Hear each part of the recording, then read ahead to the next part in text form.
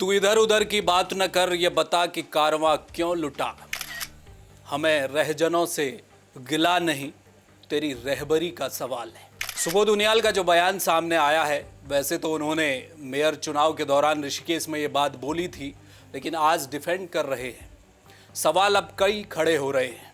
कहा यह भी जा रहा है कि एक कुमाऊं में एक कहावत है, उसका हिंदी अर्थ आपको मैं बताता हूं। चूक खाने वाला भाग जाता है, पत्ते चाटने वाला फंस जाता है। इसका मतलब यह है कि चूक, गलगल, बड़ा नींबू, वो खाने वाला निकल जाएगा और जिन पत्तों में खाया गया है उसे चाटने वाला अगर मिल गया तो फंसेगा वो। क्या सुबोध उनियाल के साथ ऐसा हो चुका है? क्योंकि सदन के भीतर आग लगाई प्रेमचंद अग्रवाल ने और आखिर में बिल फटने को तैयार है सुबोध उनियाल के खाते पर। कुछ ऐसा ही होने वाला है। बिल्कुल सही कहा सुबोध उनियाल ने। उनियाल मिथिला से आए, बिहार जो कि वो कह रहे हैं। इसी तरह बहुत सारी जातियां हैं, जुयाल हैं, पोखरियाल हैं, विलित दक्षिण से आए, नौटियाल मालवा से आए। ऐसी 60 से अधिक जातियां हैं पहाड़ी ब्राह्मणों की जो लिखित रूप में दस्तावेज में मौजूद है। वो भारत के किसी न किसी राज्य से, कोई महाराष्ट्र से, कोई पश्चिम बंगाल से, कोई दक्षिण से होकर उत्तराखंड आए हैं। और उतनी ही जातियां ऐसी हैं जिनका लिखित दस्तावेज है ही नहीं। ब्राह्मणों की वो कहां से आई ये नहीं पता। और 44 से अधिक जातियां ठाकुरों की हैं जिनका लिखित दस्तावेज मौजूद है, वो भारत के किस कोने से उत्तराखंड आए हैं। और उतनी ही ठाकुर जातियां ऐसी भी हैं जिनके बारे में पता ही नहीं वो कहां से आए, उत्तराखंड। अब सवाल ये है, आए बाहर से, लेकिन कब? असली खेल इसी सवाल में छुपा है। कब? क्या 1950 के बाद आए? नहीं, बहुत पुराना इतिहास है, पूरा मुगल काल बीत जाएगा। सुबोध उनियाल जो अपने पुरखों की बात कर रहे हैं, वौड़ गांव में आकर बसे, उनियाल हो गए, मिथिला से आए। मिथिला बिहार और यूपी का, नेपाल का वो तराई का क्षेत्र, वहां से आकर वौड़ गांव में बस गए, उनियाल हुए। और कब आए? 981 संवत में आए। बहुत पुराना इतिहास है मंत्री सुबोध उनियाल के पुरखों का उत्तराखंड में। और ऐसी ही कई जातियां हैं जो 400 संवत से लेकर 1800 संवत के बीच, सन की बात नहीं है, संवत की बात कर रहा हूं, 400 से 1800 संवत के बीच देश के अलग अलग हिस्सों से उत्तराखंड में आकर बसे हैं। इतना पुराना इतिहास है। अब सवाल यह है, क्या सुबोध उनियाल ये कह रहे हैं कि हर व्यक्ति उत्तराखंडी है? उनका मतलब अगर ये है कि उत्तराखंड में इस वक्त जो रह रहा है, जो बिजली का बिल दे रहा है, पानी का बिल दे रहा है, उत्तराखंड में टैक्स भर रहा है, अपने बच्चों को यहाँ के स्कूलों में पढ़ा रहा है, सरकारी नौकरी कर रहा है, और 10, 20, 15 सालों से या 2 सालों से, यूसीसी कानून तो 1 साल कह रहा है, अगर यहाँ रह रहा है वो उत्तराखंडी है। अगर उनका मकसद ये है तो बिल्कुल सही कह रहे हैं, सारे लोग उत्तराखंडी हैं। लेकिन अगर मूल निवास की बात आएगी कि मूल निवासी कौन है, तो सुबोध उनियाल बिल्कुल गलत है। मूल निवासी सारे हो ही नहीं सकते, कभी नहीं हो सकते। यही बहस आज़ादी के बाद 1950 में दिल्ली में भी शुरू हुई थी। और तब भारत के तत्कालीन राष्ट्रपति ने एक नोटिफिकेशन जारी किया। लोगों ने सवाल उठाए, मंथन हुआ कि मूल निवासी किसे माना जाएगा उस वक्त भारत में। तो राष्ट्रपति का जो नोटिफिकेशन कहता है कि 1950 में जो व्यक्ति जहां रह रहा था वो वहीं का मूल निवासी माना जाएगा। 1950 में उत्तराखंड में रहने वाला व्यक्ति उत्तराखंड का मूल निवासी होगा। उत्तर प्रदेश में रहने वाला, तब तो उत्तराखंड बना नहीं था, उत्तर प्रदेश में रहने वाला उत्तर प्रदेश का होगा। और बाकी अलग अलग राज्यों में जो जहां रह रहा है उसे वहाँ का मूल निवासी मान लिया जाए।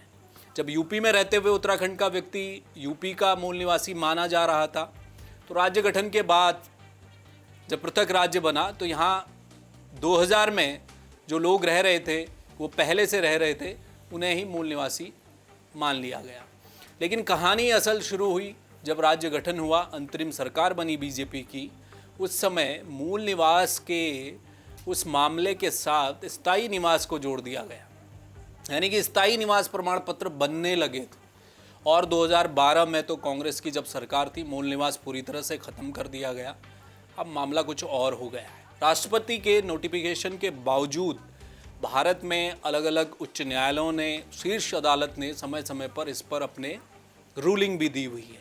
वो एक अलग विषय है कि उत्तराखंड में भी एक सिंगल बेंच का एक ऑर्डर आया जिसमें वो मूल निवास, जो कि उस समय 2012 में सरकार ने उसे चुनौती नहीं दी, उस आदेश को, मूल निवास को ख़त्म कर दिया गया। तो ये मसला कानूनी रूप से भी है। लेकिन इस पूरी बहस को हम वापस अगर सुबोध उनियाल पर लेकर आएँ और उत्तराखंड के जो ताज़ा विवाद हुआ है उस पर अगर हम देखें तो मामला कुछ ऐसा उलझ गया है कि प्रेमचंद अग्रवाल तो कहकर निकल गए।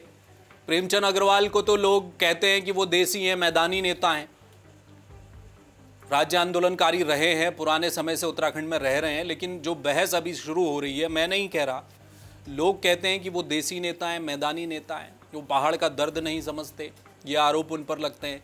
और सदन के भीतर वो जो कुछ पहाड़ के लिए वो बोल कर गए, वहाँ भी लोगों का ये कहना है कि भाई प्रेमचंद अग्रवाल तो कह गए, उनका कहना तो बनता था, लेकिन बाकी नेता अपने मुंह में दही जमाकर क्यों बैठे रहे सदन के भीतर, ये लोगों को ज़्यादा खल रहा है।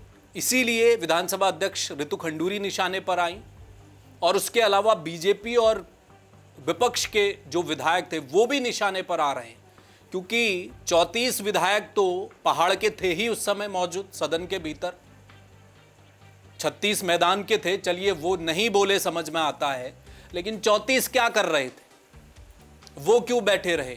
बाहर आकर विनोद चमोली हों, तमाम दूसरे जो विधायक हैं वो अपनी बात कर रहे हैं पहाड़ को लेकर। कोई कह रहा है कि भाई मैं तो पहाड़ी हूँ, ठेठ पहाड़ी हूँ, खांटी पहाड़ी हूँ, जीवित हूँ तो पहाड़ी हूँ, मरूंगा तो भी पहाड़ी रहूँगा, तमाम तरह की बातें हो रही हैं। लेकिन वहाँ क्या हुआ था सदन के भीतर उस वक्त? क्यों सन्नाटा छा गया? जब लखपत बुटोला को बाहर निकाल किया गया तब क्यों खामोश थे? तो मामला कुछ ऐसा हो गया है कि अग्रवाल तो निकल गए, इधर रितु खंडूरी और अब उनियाल मैदान में वो अपना बहस को कहीं और ले गए। वो पुराने नए के बहस में उन्होंने नई जन्म दे दी है। उत्तराखंड में रहने वाले सबको वो उत्तराखंडी मान रहे हैं, बिल्कुल सही है। लेकिन मूल निवासियों की अगर बात होगी कि उत्तराखंड के रहने वाले मूल निवासी कौन हैं, तो वो सारे लोग नहीं हो सकते। आप जाकर केदारखंड पढ़िए, मानसखंड पढ़िए, पंडित हरिकृष्ण रतूड़ी के गढ़वाल के इतिहास को पढ़िए जो टिहरी रियासत के वजीर रहे, या वहाँ अल्मोड़ा के बद्रीदत्त पांडे का कुमाऊं का इतिहास पढ़ लीजिए। आपको इतिहास में सब कुछ मिल जाएगा, कौन कब से रह रहा है। तो इसलिए कई 100 सालों का इतिहास है उत्तराखंड में। ब्राह्मण और राजपूत जातियों में तो खसिया और डोम जातियां तो ऐसी हैं, वो और भी प्राचीन हैं उत्तराखंड में। और उससे पीछे चले जाइए, हूण हैं, खस हैं, और उससे भी पीछे चले जाइए तो किरात का जिक्र मिलता है। और किरात तो रामायण काल में गुरु वशिष्ठ जब भगवान राम वनवास के लिए गए और राजा दशरथ गुजर गए, उसके बाद गुरु वशिष्ठ उत्तराखंड आए। टिहरी की वो पट्टी जंगल और जिस गुफा में आज भी वशिष्ठ गुफा वहाँ है, और उस समय जिक्र आता है कि किरात यहाँ रहा करते थे। बाद में बौद्ध धर्म का बोलबाला भी रहा, बहुत कुछ पुराना इतिहास है। आदि शंकराचार्य आए, 4 धामों की स्थापना की। आप 12वीं 8वीं शताब्दी का इतिहास पढ़कर देख लीजिए, तो कोई नई बात नहीं है। दिक्कत वहाँ पर खड़ी हो रही है जब 1950 से पहले के लोगों को भी उसी कतार में आप खड़ा कर देंगे जो 2002 में आकर उत्तराखंड में बसे हैं, तो दर्द उठना लाजमी है 1950 वालों के सीने में, और उठना भी चाहिए। केवल उत्तराखंड नहीं, यूपी, हरियाणा, बिहार, किसी भी राज्य में, चाहे आप साउथ के किसी राज्य में जाकर देखिए, और उनकी संस्कृति, उनकी अस्मिता और उनके इतिहास को लेकर वो किस मजबूती से वहाँ खड़े रहते हैं। लगता ही नहीं है कि हम भारत में हैं, लगता है किसी दूसरे देश में आ गए हैं। उत्तर भारतीयों के लिए जिस तरह का रवैया वहाँ रहता है, जो हम देखते हैं, जो वहाँ का कल्चर देखते हैं, हम सोचते हैं कि हम कितने पीछे हैं। तो इसलिए उत्तराखंड में तो ऐसा अभी तक नहीं हो रहा, लेकिन अपनी जड़ों को पहचानना और उन्हें पकड़ कर रखना कहीं से कहीं तक गलत नहीं है। जो उत्तराखंड में 1950 से रह रहे हैं, कम से कम उनकी भावनाओं का आदर तो किया ही जाना चाहिए। अब आप सुबोध उनियाल, राज्य गठन के बाद उत्तराखंड में क्या हुआ, आप और हमसे कुछ छुपा है क्या? क्या ज़मीनों की खरीद फरोख्त हुई, कौन लोग थे, कहाँ से आकर उत्तराखंड में बड़े बड़े एम्पायर खड़े कर दिए गए, कई तो आकर विधायक बन गए। यहाँ आप निर्वाचन में जाइए और अपना सूची में नाम डालिए, अपना आधार कार्ड बना लीजिए, आप लड़िए चुनाव, कौन पूछने वाला है कि आप कहाँ के हैं। तो ऐसे भी विधायक बने, ऐसे लोगों की राजनीति भी चली। लेकिन जो खांटी लोग हैं, जो पुराने लोग हैं, 1950 से पहले आए हुए हैं, कम से कम उनके, और अब वही है ना, एंशियंट हिस्ट्री पढ़ लीजिए, मेडिवल पढ़ लीजिए और मॉडर्न पढ़ लीजिए। तो मॉडर्न और एंशियंट हिस्ट्री में आपको लकीर तो खींचनी ही पड़ेगी, मेडिवल और एंशियंट के बीच भी लकीर जाएगी। तो ये इतिहास का मामला है। पुराने लोगों को पुरानी कतार में उनके हक के साथ खड़े रहने का अधिकार है, और जो नए लोग आए हैं वो भी उत्तराखंडी हैं, उत्तराखंड में रह रहे हैं, उनका उत्तराखंड के प्रति निष्ठा कम या ज़्यादा का सवाल ही नहीं है। जो इस वक्त उत्तराखंड में रह रहा है उसे उत्तराखंडी मान लीजिए, लेकिन आप मूल निवासियों की जब बात करेंगे तो सवाल तो उठेंगे ही। तो लगता ये है कि सुबोध उनियाल ये बयान देकर, जो कि उनका पुराना था, अब वो उसमें अपनी क्लैरिटी दे रहे हैं कि उनका कहने का मकसद ये है। और सुबोध उनियाल खुद बहुत पुराने हैं, उनके पुरखे बहुत पहले उत्तराखंड में आए थे। अगर आप उत्तराखंड, गढ़वाल, कुमाऊं, मैदान, कहीं से भी इस वीडियो को देख रहे हैं, आप भी बताइए, क्योंकि एक नई बहस शुरू हो गई है उत्तराखंड में। लोग मानसखंड, केदारखंड पढ़ रहे हैं, देख रहे हैं हमारे पुरखे कौन कहाँ से आया। अच्छा है ना, अपने इतिहास को खंगाल लीजिए, उसमें क्या दिक्कत है। मेरे खुद के पुरखे द्रविड़ थे, दक्षिण से आए, चंद राजाओं के चंपावत में आकर चंद राजाओं का खाना बनाते थे, फिर सोर घाटी चले गए, पिथौरागढ़। उसमें क्या दिक्कत है, छोटी सी लाइन तो है इतिहास की, उसमें पढ़ने में, उसका जिक्र करने में कोई दिक्कत नहीं है। लेकिन 2010 के व्यक्ति से आप 1950 से पहले आए हुए पुरखों के वंशजों को जोड़कर देखेंगे और कहेंगे तो उनके सीने में दर्द उठेगा। कुछ ऐसा ही उत्तराखंड में हुआ है। इस खबर में आज तक के लिए बस इतना ही। मुझे दीजिए इजाज़त। आप देखते रहिए जय भारत टीवी। नमस्कार।